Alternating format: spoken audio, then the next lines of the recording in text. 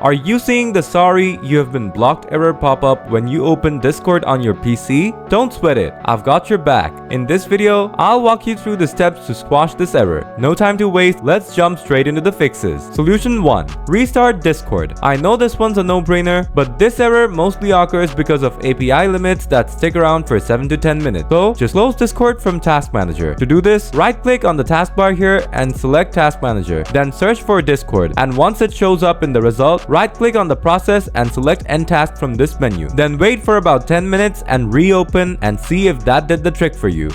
Solution 2. Uninstall and reinstall Discord. To do this, open up Settings on your computer. Then click on Apps from the left side menu. Then click on Installed Apps from here. Next, click on Installed Apps from here. Now, click on the three dot button next to Discord and select Uninstall from the pop-up menu. After that, click on Uninstall again and Discord will be uninstalled. Now, click on the search icon here and type in Run. Next, click on Run from the search result. After that, type in %appdata% and hit Enter. Now, the Windows Explorer should open up and delete everything from here. Now, open the Run program again. Then type in %localappdata% and press Enter. Next, go to the Discord folder and delete everything from here as well. Now, restart your computer. After your computer turns on, fire up a browser of your choice and go to discord.com. Then, click on the Download for Windows button and the setup file should start downloading. Once it's done downloading, click on it and it should start installing. Once it's done, you should be able to play it without getting the error. So, that's it guys.